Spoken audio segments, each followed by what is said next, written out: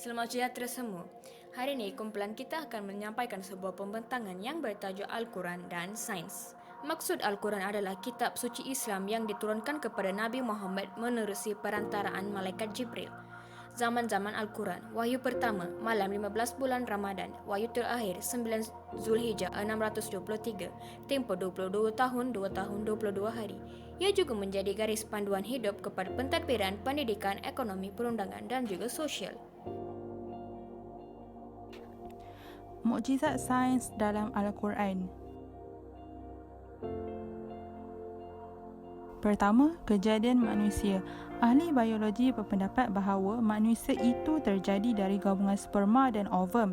Lalu gabungan ini membentuk zygote dan seterusnya membentuk embrio. Dalam Al-Quran, Allah berfirman, sesungguhnya kami telah menciptakan manusia dari suatu saripati, iaitu berasal dari tanah. Surah Al-Mu'minun ayat 12 hingga 14. Yang kedua, garis peredaran matahari dan bulan. Ahli biologi berkata, planet-planet mengelilingi matahari manakala bulan pula mengelilingi bumi. Mereka juga menerangkan bahawa planet-planet dan bintang-bintang ini mempunyai garis peredarannya sendiri. Tapi dalam Al-Quran Allah berfirman, dan dialah yang telah menciptakan malam dan siang, matahari dan bulan. Masing-masing dari keduanya itu beredar di dalam garis edarnya. Surah Al-Anbiya ayat 33. Yang ketiga, cap jari. Ahli ilmuwan mencipta alat-alat yang mampu mengesan cap jari manusia. Tapi dalam Al-Quran Allah berfirman, Allah menyusun jari-jari kita dengan sempurna dan tidak ada satu lengkungan jari kita sama dengan orang lain, walaupun dengan kembar kita sendiri.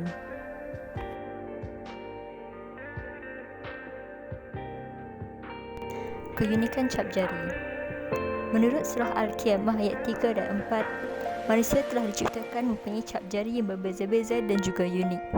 Cap jari ini digunakan untuk mengidentifikasi identiti seseorang. Hal ini hanya berjaya dijumpai oleh saintis beratus tahun selepas turunnya Al-Quran. Terbuktilah Tuhan Maha Mencipta menyusun cap jari manusia yang berbeza-beza dan unik. Menurut surah Al-Nisa ayat 56, deria rasa terdapat pada kulit manusia. Deria rasa ini membolehkan manusia merasa panas, sejuk, sakit dan sebagainya. Menurut firman Allah, kulit yang masak hangus akan diganti dengan kulit baru supaya manusia yang telah dihukum ke dalam neraka dapat merasai siksaan api neraka atas perbuatan mereka di muka bumi. Menurut surah Al-Ma'idah ayat 6, umat Islam disuruh untuk mengambil wuduk sebelum mengerjakan sembahyang. Antara anggota yang terlibat termasuklah muka, tangan dan juga kaki. Hal ini adalah disebabkan untuk menjaga kebersihan orang yang mengambil air sembahyang tersebut. Namun begitu, sains juga telah membuktikan bahawa anggota-anggota badan yang terlibat dalam mengambil wuduk adalah anggota yang disarankan untuk sentiasa dijaga kebersihannya, kerana pembiakan kuman dan bakteria sering bermula dari anggota badan tersebut. Ayat 95 dan 96, Tuhan telah menciptakan siang dan malam untuk membezakan waktu beribadat dan juga berehat bagi manusia. Tuhan juga telah menciptakan benih tumbuhan yang mati ke yang hidup untuk memberi manfaat kepada manusia. Pada waktu siang, tumbuhan menerima cahaya matahari untuk menghasilkan oksigen dan juga untuk proses tumbesaran supaya mereka mengeluarkan buah-buahan yang memberi manfaat kepada manusia. Keburukan pembiakan keturunan manusia secara tidak berakhlak atau tidak bermoral. Menurut surah Al-Isra ayat 32, manusia digesa untuk menjauhi zina. Perbuatan zina ataupun seks secara bebas adalah sangat diharamkan di dalam agama Islam. Hal ini kerana perbuatan tersebut akan menyebabkan banyak penyakit baru yang sukar disembuhkan serta membawa maut kepada orang yang terlibat. Ia juga memberi keburukan kepada keturunan generasi seterusnya yang bakal menerima penyakit mutasi genetik akibat daripada perbuatan tersebut.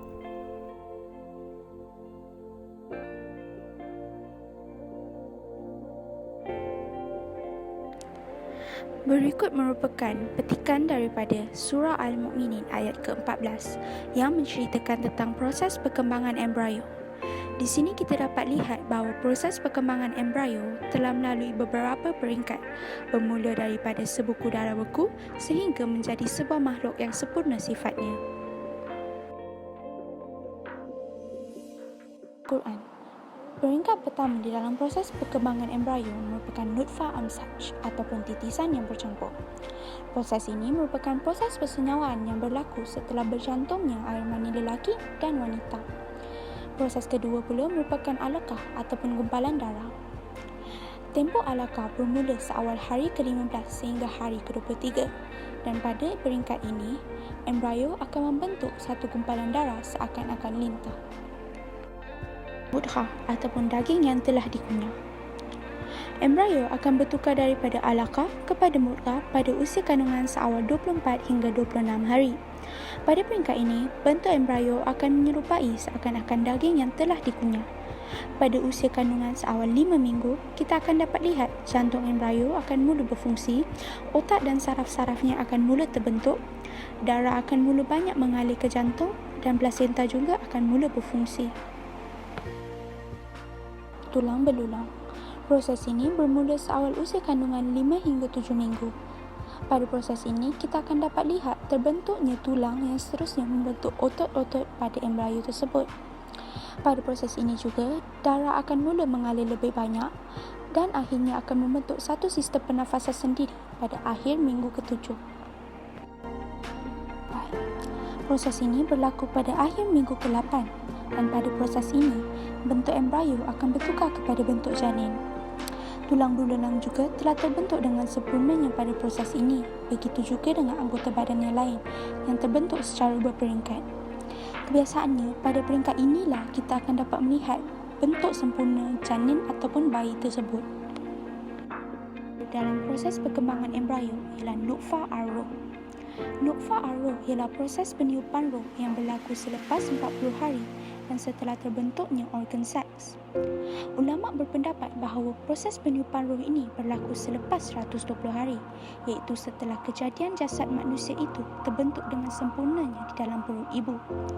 Walau bagaimanapun, saintis masih belum dapat mengkaji tentang proses peniupan roh ini. Al-Quran dan anatomi.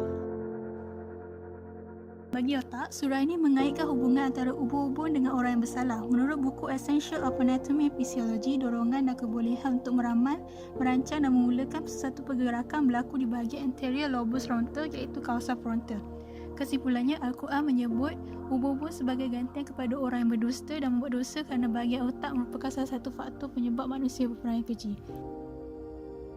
Bagi cap jari, kajian telah menunjukkan setiap cap jari adalah sesuatu yang spesifik bagi setiap manusia, iaitu bentuknya ada berbeza antara seseorang individu dengan individu lain. Al-Quran tidak membuat ungkapan kami berkuasa untuk menyusun semula wajahnya atau badannya, kerana wajah dan badan manusia boleh berubah mengikut jangka masa tertentu atau akibat faktor pemakanan dan pengambilan ubat-ubatan. Akhir sekali bagi kulit, merujuk kepada ayat di atas supaya mereka merasa azab sengsara, Muhammad Al-Amin Al-Lahari telah menyokong pendapat almarhum Dr. Abdul Aziz bin Ismail yang ditulis dalam karyanya bahawa terdapat faktor penukaran kulit orang-orang yang kufur.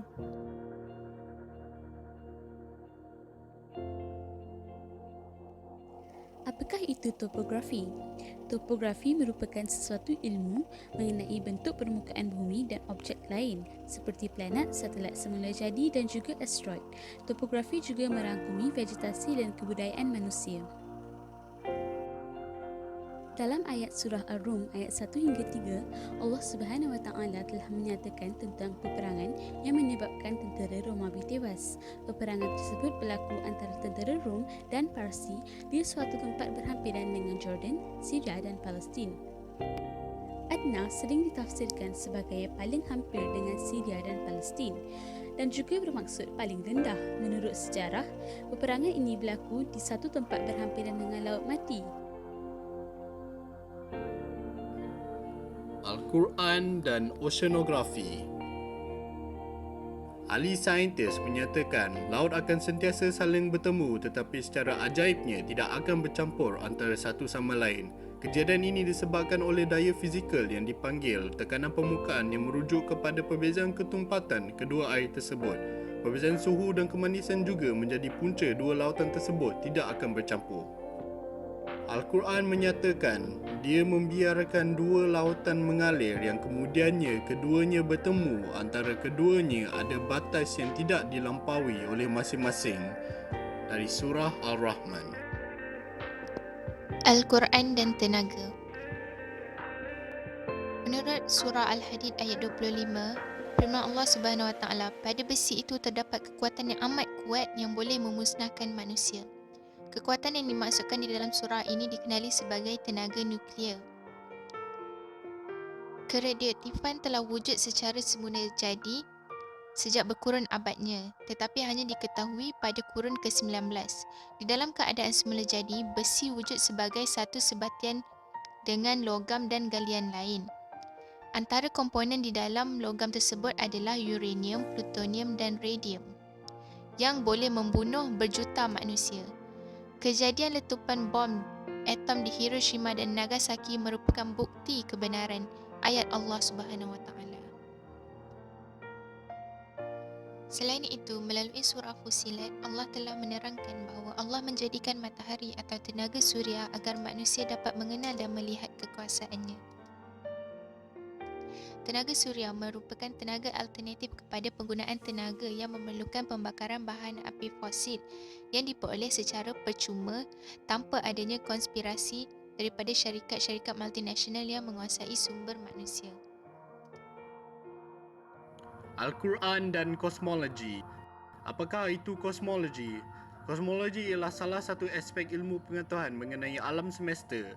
Ahli kosmologi merupakan ahli sains yang mempelajari ilmu ini dengan lebih mendalam. Dengan kebijaksanaan manusia dan teknologi moden, ahli kosmologi dapat mengkaji dan memerhati alam semesta dengan lebih teliti. Al-Quran menyatakan yang telah menciptakan tujuh langit berlapis-lapis, kamu sekali-kali tidak melihat pada ciptaan Tuhan yang maha pemurah sesuatu yang tidak seimbang.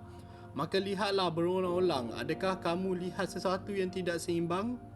Kemudian pandanglah sekali lagi, niscaya penglihatanmu akan kembali kepadamu dengan tidak menemukan sesuatu cacat dan penglihatanmu itu pun dalam keadaan payah. Surah Al-Mulk. Secara kesimpulannya, dengan adanya Al-Quran dan sains, kebesaran Allah dapat dipamerkan melalui kejadian alam yang penuh dengan rahsia ini. Kelahiran, kejadian langit dan bumi, penciptaan binatang dan masa merupakan bukti kepada kekuasaan dan kehebatan Allah sebagai Tuhan yang satu.